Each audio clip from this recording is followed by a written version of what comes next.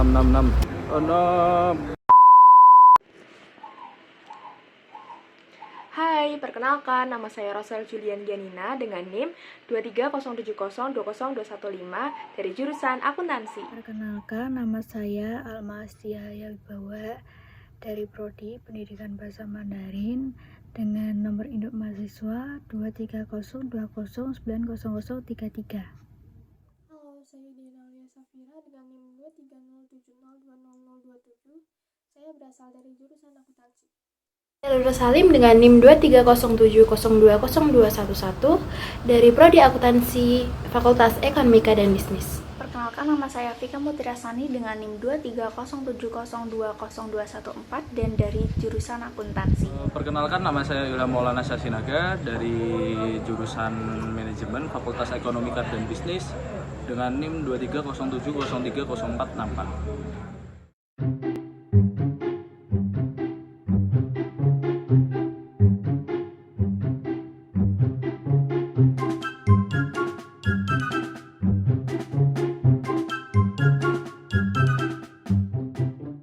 Ada definisi karya ilmiah. Menurut KBBI sendiri, karya ilmiah merupakan karya tulis yang dibuat oleh seorang penulis maupun seorang peneliti yang berisikan informasi permasalahan isu yang diangkat dan telah dipecahkan secara serta ditulis menggunakan prinsip-prinsip ilmiah berdasarkan fakta. Berikut pengertian karya ilmiah menurut beberapa ahli. Menurut Dr. Andes Toto Juroto dan Dr. Bambang Supriyadi, pengertian karya ilmiah adalah serangkaian kegiatan penulisan yang berlandaskan pada hasil penelitian yang disusun secara sistematis mengikuti metodologi ilmiah yang bertujuan untuk mendapatkan jawaban ilmiah dari suatu permasalahan. Menurut Herwi Firman, karya ilmiah merupakan laporan berupa tulisan yang dipublikasikan ataupun dipaparkan dari hasil pengkajian ataupun penelitian yang telah dilakukan, yang dalam penulisannya memperhatikan kaidah dan etika keilmuan yang berlaku di masyarakat keilmuan. Lalu ada menurut Broto Wijoyo, karya ilmiah merupakan karangan ilmu pengetahuan yang menampilkan fakta dan dibuat dengan menggunakan metodologi penulisan yang baik dan benar. Selanjutnya ada pentingnya karya ilmiah dalam pengembangan pengetahuan. Dalam bidang pengetahuan di dunia, karya ilmiah sendiri merupakan hal yang penting.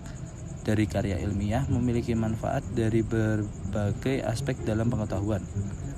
Berikut contoh pentingnya karya ilmiah dalam pengembangan pengetahuan. Pertama, ada menciptakan suatu pengetahuan baru. Sering kita jumpai bahwa hal yang kita pelajari merupakan hasil dari karya ilmiah dari orang-orang terdahulu.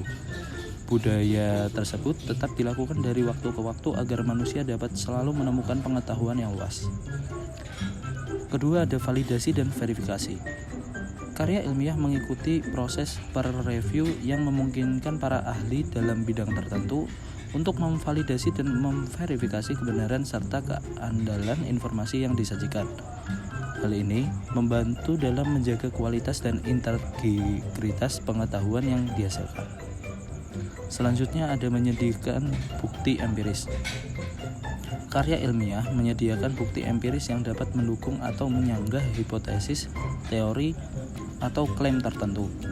Dengan demikian, hal ini membantu dalam memperkuat atau merubah pemahaman kita tentang dunia. Selanjutnya ada mendorong inovasi. Melalui karya ilmiah, peneliti dapat membagikan ide-ide baru, teknik, atau pendekatan yang dapat mendorong inovasi dalam bidang tertentu. Karya ilmiah memberikan platform untuk berbagai penemuan dan kemajuan terbaru yang dapat menginspirasi peneliti dan pengembangan lebih lanjut. Selanjutnya ada membangun komunitas akademik. Karya ilmiah membantu dalam membangun dan memperluas komunitas akademik dengan memfasilitasi pertukaran informasi dan kolaborasi antara para peneliti, ilmuwan, dan akademisi dari berbagai disiplin ilmu. Selanjutnya ada mengarahkan kebijakan dan praktik. Hasil dari karya ilmiah seringkali digunakan untuk membimbing pembuatan kebijakan publik, praktik profesional, dan pengambilan keputusan. Peneliti yang solid dapat memberikan dasar yang kuat bagi pembuatan keputusan yang lebih baik di berbagai bidang, mulai dari kesehatan hingga lingkungan. Lalu ada mendorong pendidikan dan pembelajaran. Karya ilmiah berfungsi sebagai sumber belajar yang penting dalam pendidikan tinggi dan penelitian. Mahasiswa dan akademisi dapat memanfaatkan karya ilmiah untuk memperdalam pemahaman mereka tentang subjek tertentu dan pengembangan keterampilan peneliti mereka sendiri. Dengan demikian, karya ilmiah memiliki peran yang sangat penting dalam memperluas batas-batas pengetahuan manusia, memfasilitasi inovasi, dan memajukan masyarakat secara keseluruhan. Selanjutnya ada struktur karya ilmiah. Kualitas karya ilmiah yang dihasilkan sangat dipengaruhi oleh hasil tulisan yang baik dan mudah dipahami bahkan oleh orang yang menulisnya. Struktur karya ilmiah adalah sebagai berikut. Yang pertama, judul penelitian. Judul penelitian yang dimuat dari topik yang dipilih untuk dibahas dalam karya ilmiah merupakan struktur karya ilmiah yang pertama. Judul penelitian diharapkan ditulis dengan unik dan semenarik mungkin, tetapi tetap sesuai dengan topik yang dibahas.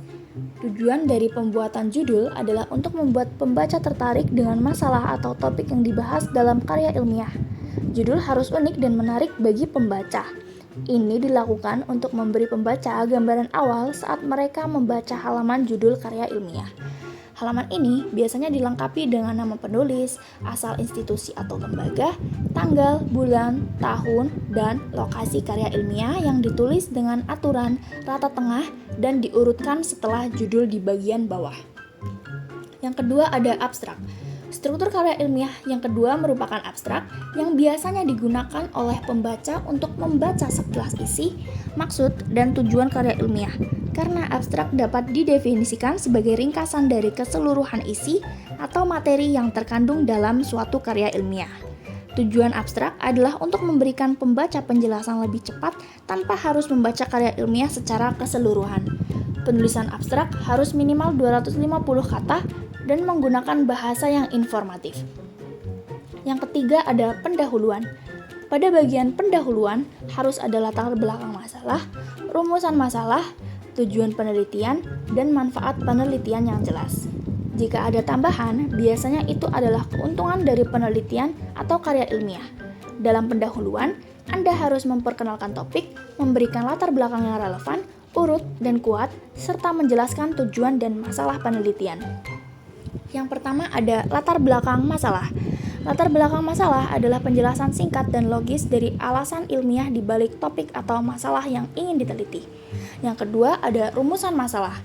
Dalam karya ilmiah, rumusan masalah dapat didefinisikan sebagai pertanyaan kritis atau argumen yang fleksibel yang dibuat berdasarkan pernyataan umum masalah penelitian. Singkatnya, pertanyaan yang muncul dari latar belakang masalah disebut dengan rumusan masalah. Rumusan masalah juga sering dibuat dengan bentuk pertanyaan yang dapat digunakan dalam sebuah penelitian. Yang ketiga ada tujuan penelitian. Dalam karya ilmiah, tujuan penelitian dapat didefinisikan sebagai uraian singkat dari tujuan apa yang ingin dicapai melalui penelitian ini.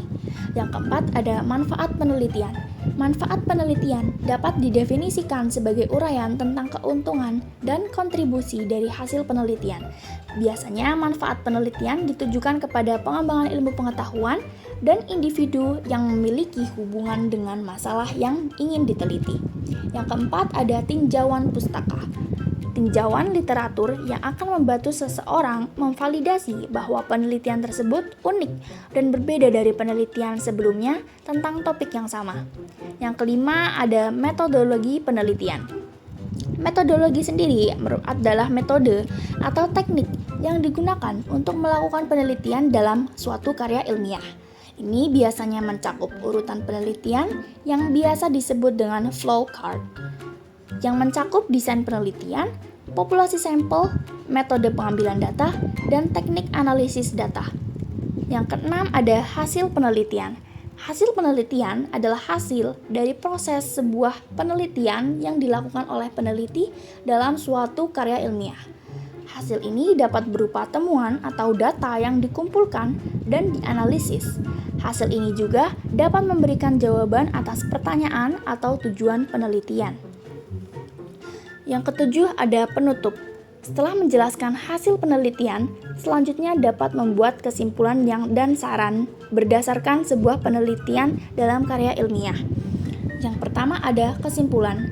Bagian akhir karya ilmiah biasanya berisi kesimpulan dan pendapat dari peneliti atau penulis. Tujuan dari kesimpulan ini adalah untuk memberi pembaca lebih banyak pengetahuan atau pemahaman tentang masalah dan pembahasan yang telah diteliti. Yang B ada saran. Setelah diungkapkan pendapat tentang suatu karya ilmiah, peneliti atau penulis dapat memberikan saran dalam bentuk pesan-pesan dari penulis pada bagian ini. Tujuan dari dibuatnya saran sendiri adalah untuk membantu peneliti lain melakukan penelitian yang sama dengan lebih baik dan mengembangkan penelitian yang lebih luas. Yang terakhir merupakan daftar pustaka. Daftar pustaka adalah struktur tambahan yang harus disertakan dalam suatu karya ilmiah. Daftar pustaka biasanya mengandung nama penulis, judul tulisan, nama penerbit, buku atau karya akademik, identitas, dan tanggal terbit. Keberadaan daftar pustaka berfungsi untuk menginformasikan sumber-sumber referensi dari kutipan yang digunakan dalam suatu karya ilmiah.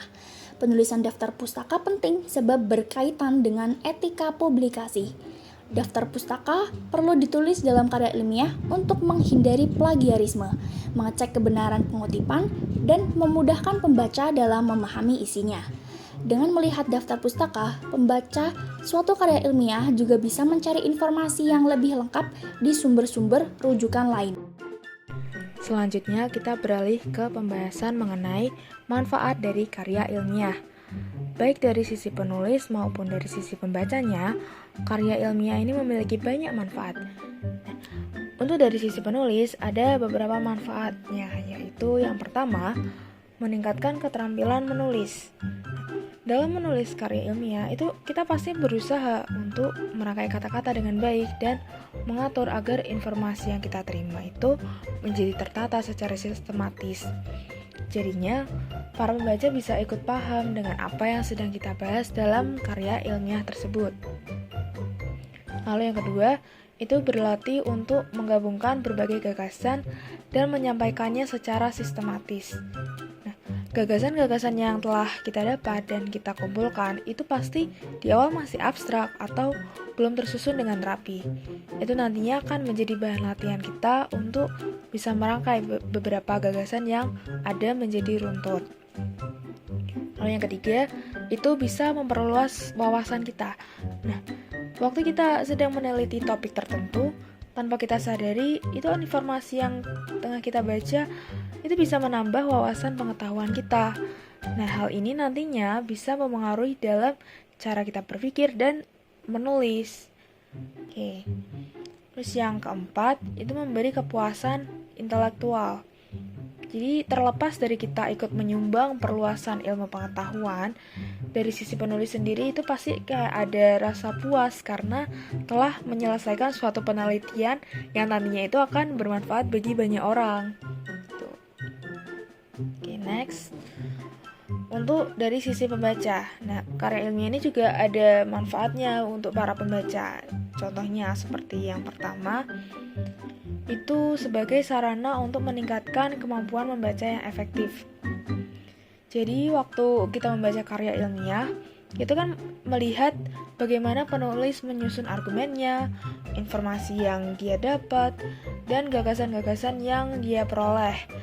Ini nanti dapat mengembangkan kemampuan analisis, pemahaman, tingkat kritis kita, dan tentunya itu bisa menambah kosakata kita sebagai para pembaca ini. Lalu yang kedua itu melatih kemampuan untuk mencari keterkaitan berbagai hal yang telah dibaca. Nah, karya ilmiah ini bisa membantu seseorang dalam mengembangkan kemampuannya untuk mengidentifikasi hubungan antara berbagai konsep, ide, atau informasi yang telah mereka baca. Lalu yang ketiga itu bisa meningkatkan literasi ilmu pengetahuan.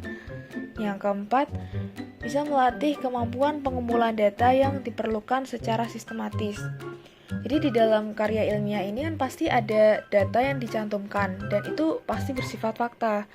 Nah, kita sebagai pembaca itu jadi tahu gimana sih pengumpulan data yang dilakukan untuk karya ilmiah ini gitu.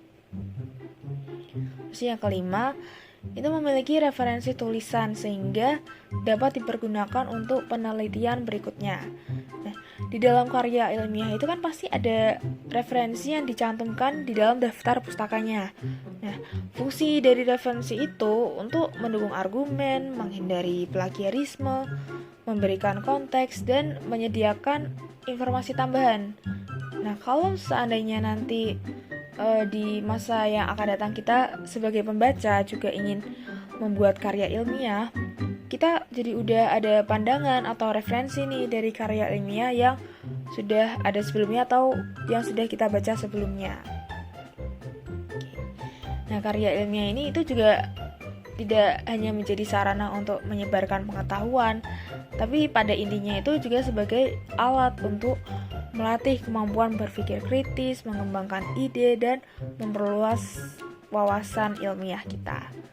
Nah, kemampuan dalam menulis karya ilmiah itu merupakan kecakapan dalam bagaimana kita memanfaatkan kosakata, struktur bahasa, dan merangkai kata yang diperoleh melalui latihan dan praktek. Dan seseorang dengan intensitas membaca yang tinggi atau sering membaca itu pasti akan lebih mudah dalam menulis karena ia paham bagaimana tulisan yang baik dan yang indah itu seperti apa. Referensi bacaan juga bisa itu membentuk karakter seseorang termasuk penulis yang sedang membaca karya orang lain. Makna dan proses reproduksi karya ilmiah. Reproduksi karya ilmiah merupakan suatu bentuk karya ilmiah yang disusun berdasarkan karya ilmiah yang sudah ada. Proses reproduksi ini melibatkan beberapa bentuk, seperti ringkasan, ikhtisar, sinopsis, dan resensi. Contoh bentuk reproduksi karya tulis ilmiah meliputi fotokopi dan cetak ulang fotokopi, merupakan metode reproduksi yang umum dilakukan dengan menggunakan mesin fotokopi untuk membuat salinan identik dari dokumen asli. Perbedaan antara ringkasan dan ikhtisar terletak pada penggunaan bahasa pengarang asli, serta struktur penyajian dan gaya bahasa sinopsis. Proses reproduksi karya ilmiah melibatkan pemahaman isi buku atau tulisan yang menjadi dasar untuk membuat ringkasan ikhtisar atau sinopsis. Kemudian saya akan menjelaskan etika penulisan karya ilmiah. Dalam dunia akademik, prinsip-prinsip etika seperti kenetralan, keadilan, dan kejujuran harus diterapkan. Kenetralan berarti bebas dari kepentingan dalam pengelolaan publikasi. Keadilan berarti memberikan hak kepengarangan kepada yang berhak sebagai pengarang. Dan kejujuran berarti bebas dari duplikat, fabrikasi, falsifikasi, dan plagiarisme dalam karya ilmiah. Faktor penting dalam penulisan karya ilmiah. Sangat penting untuk mematuhi standar moral saat menulis karya ilmiah. Kita dapat memastikan bahwa karya kita dan penelitian memenuhi standar akademik yang tinggi dan dapat diandalkan oleh komunitas ilmiah dengan mengikuti standar etika. Yang pertama ada integritas akademik. Etika penulisan karya ilmiah adalah untuk menjaga reputasi akademik dengan menghindari plagiarisme baik secara langsung maupun tidak langsung. Menyajikan ide atau hasil penelitian orang lain sebagai milik sendiri adalah pelanggaran yang serius terhadap integritas akademik. Oleh karena itu, mengutip dengan benar dan merujuk adalah komponen penting dari standar penulisan karya ilmiah. Yang kedua ada kejujuran dan transparansi. Etika penulisan karya ilmiah menekankan pentingnya melaporkan hasil penelitian dengan jujur dan transparan. Untuk mendukung hipotesis atau kesimpulan tertentu, data dan hasil yang diperoleh harus dijelaskan dengan akurat dan tidak dimanipulasi. Kejujuran juga berarti mengungkapkan konflik kepentingan yang mungkin mempengaruhi hasil penelitian. Kemudian, yang ketiga ada penghargaan terhadap sumber daya intelektual. Menurut etika penulisan ilmiah, menggunakan informasi, teori, atau temuan dari sumber lain tanpa memberikan pengakuan yang layak merupakan pelanggaran etika yang tidak dapat diterima. Akibatnya, sangat penting untuk mengutip sumber yang relevan dan menghormati peneliti sebelumnya. Yang keempat ada pelaporan yang komprehensif. Untuk memenuhi etika penulisan karya ilmiah, seorang harus melaporkan secara menyeluruh dan jujur tentang metode penelitian, desain eksperimen, analisis data, dan hasilnya. Hal ini memungkinkan replikasi penelitian oleh orang lain dan memastikan bahwa hasilnya valid dan dapat diandalkan. Kemudian yang kelima ada perlindungan subjek penelitian. Etika penulisan karya ilmiah memerlukan perlindungan subjek penelitian, baik dari manusia maupun hewan. Peneliti harus mematuhi prinsip-prinsip etika penelitian seperti persetujuan sukarela, kerahasiaan, dan tidak merugikan subjek penelitian. Kemudian ada etika menulis karya ilmiah. Sifat etika menulis karya ilmiah terdiri atas kejujuran atau honesty, bebas dari plagiarisme, menjunjung hak cipta, keabsahan atau validity, serta keterandalan atau reliability. Yang pertama ada kejujuran atau honesty. Penulis harus jujur dalam menyajikan hasil penelitian dan aplikasi ilmiah tanpa pengaruh atau tekanan yang dapat mempengaruhi kejujuran mereka.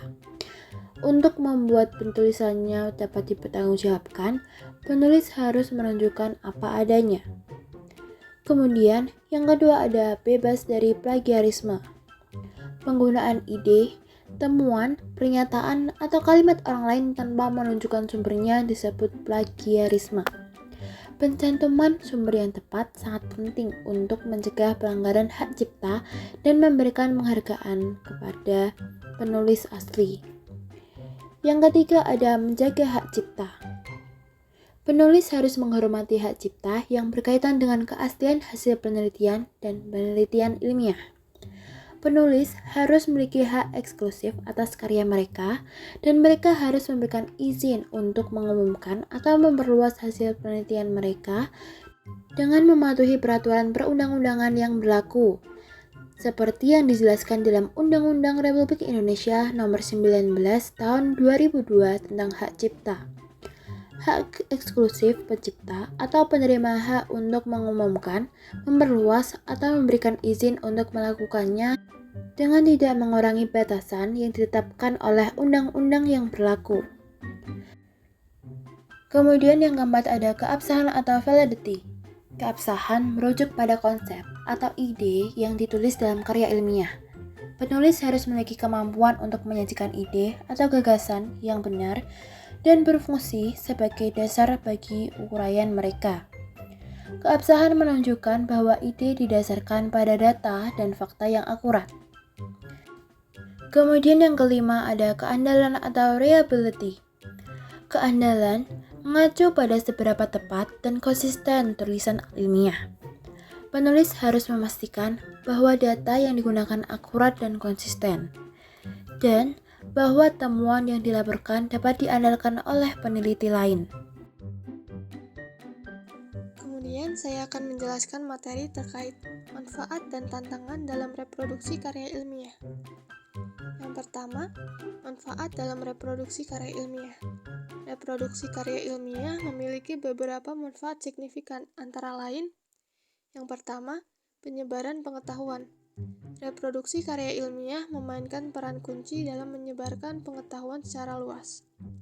Dengan memperbanyak karya ilmiah, informasi dan temuan yang bernilai dapat diakses oleh berbagai kalangan, termasuk akademisi, peneliti, dan masyarakat umum. Ini menciptakan kesempatan untuk mengenalkan ide-ide baru, konsep-konsep inovatif, dan penemuan terbaru kepada audiens yang lebih luas. Kemudian yang kedua, pengembangan penelitian. Karya ilmiah yang direproduksi memberikan landasan untuk pengembangan penelitian lebih lanjut. Para peneliti dapat membangun penelitian mereka atas dasar temuan sebelumnya, menciptakan kerangka konseptual yang kuat, dan mengeksplorasi bidang yang belum terjamah. Reproduksi karya ilmiah menjadi fondasi yang memungkinkan ilmu pengetahuan terus berkembang. Yang ketiga, validasi hasil penelitian. Reproduksi karya ilmiah membuka pintu untuk menguji keabsahan dan keandalan hasil penelitian. Dengan mengulangi eksperimen atau analisis yang dilakukan dalam karya asli, peneliti dapat memverifikasi temuan dan memastikan bahwa hasil tersebut dapat diandalkan. Validasi semacam ini memberikan landasan kokoh untuk pembangunan pengetahuan lebih lanjut. Yang keempat, peningkatan akurasi. Melalui reproduksi, kesalahan atau bias yang mungkin terdapat dalam karya ilmiah asli dapat diidentifikasi dan diperbaiki. Ini membantu meningkatkan akurasi dan kualitas penelitian secara keseluruhan. Proses reproduksi memberikan kesempatan untuk melakukan koreksi dan perbaikan, sehingga hasil yang dihasilkan lebih dapat diandalkan. Kemudian yang kelima, perbandingan hasil. Reproduksi memfasilitasi perbandingan hasil penelitian antara berbagai peneliti. Ini membantu dalam memahami sejauh mana hasil penelitian dapat diterapkan secara umum, atau mungkin bergantung pada konteks tertentu. Perbandingan ini menjadi dasar untuk memahami perbedaan, kesamaan, dan implikasi temuan dalam berbagai konteks. Dan yang keenam, pendidikan dan pembelajaran. Karya ilmiah yang direproduksi menjadi sumber daya berharga dalam pendidikan dan pembelajaran. Dengan memberikan akses ke berbagai karya ilmiah, terutama untuk mahasiswa dan peneliti muda, reproduksi mendukung proses pembelajaran, menyediakan dasar pengetahuan yang kuat, dan mendorong eksplorasi ide-ide baru. Selanjutnya, tantangan dalam reproduksi karya ilmiah. Beberapa tantangan dalam reproduksi karya ilmiah melibatkan aspek-aspek berikut. Yang pertama, keterbatasan sumber daya. Tantangan finansial dan sumber daya manusia adalah hambatan utama dalam upaya reproduksi karya ilmiah. Proses reproduksi seringkali memerlukan investasi finansial yang signifikan, terutama jika melibatkan pengumpulan data atau penelitian eksperimental yang memerlukan peralatan khusus. Keterlibatan tim peneliti yang cukup besar juga dapat menjadi kendala, terutama dalam lingkungan penelitian yang menghadapi keterbatasan anggaran. Yang kedua, ketidakjelasan metode asli. Tantangan ini muncul ketika karya ilmiah asli tidak memberikan dokumentasi metode penelitian dengan cukup jelas. Kurangnya informasi yang memadai dapat menghambat upaya reproduksi karena peneliti harus mengambil keputusan berdasarkan pemahaman yang terbatas terhadap langkah-langkah awal yang diambil dalam penelitian asli. Yang ketiga, perbedaan konteks dan variabel. Reproduksi karya ilmiah di lingkungan atau konteks yang berbeda seringkali sulit karena variabel-variabel tertentu mungkin tidak dapat diadopsi dengan akurat. Perbedaan budaya, peraturan, atau kondisi lingkungan dapat mempengaruhi hasil reproduksi dan memunculkan pertanyaan tentang sejauh mana generalisasi temuan dapat dilakukan. Yang keempat, kehandalan data dan hasil. Mendapatkan data yang sebanding dengan karya ilmiah asli dapat menjadi tantangan, terutama ketika data awal tidak tersedia atau sumber data yang digunakan dalam penelitian asli sulit diakses. Peneliti reproduksi dapat menghadapi kesulitan dalam mencocokkan hasil atau menguji validitas temuan sebelumnya. Yang kelima, keterbatasan akses. Kesulitan dalam mendapatkan akses ke materi atau fasilitas yang digunakan dalam penelitian asli adalah kendala serius. Bahan, perangkat, atau infrastruktur yang mungkin diperlukan dalam reproduksi karya ilmiah mungkin tidak selalu tersedia atau mudah diakses. Ini memberikan hambatan yang signifikan. Dan yang keenam, variabilitas individual dan kontekstual. Perbedaan antara individu atau perubahan dalam konteks seiring waktu dapat menciptakan variasi yang sulit dikendalikan dalam upaya reproduksi. Ini dapat mempengaruhi hasil reproduksi dan menimbulkan pertanyaan tentang sejauh mana hasil dapat diterapkan secara umum. Oke, dari semua materi yang sudah kami paparkan tadi, itu bisa diambil kesimpulan bahwa karya ilmiah merupakan suatu karya yang membahas berbagai topik dan temuan penelitian yang dapat digunakan sebagai pelajaran dan sumber ilmu. Sedangkan untuk reproduksi karya ilmiah itu merupakan menciptakan kembali tulisan ilmiah yang didasarkan pada karya ilmiah sebelumnya, tetap mempertahankan substansi dari karya tersebut tentunya, tetapi dengan bentuk dan ketentuan yang berbeda. Nah, terdapat tantangan dan aturan juga atau etika yang berlaku saat ingin mereproduksi karya ilmiah.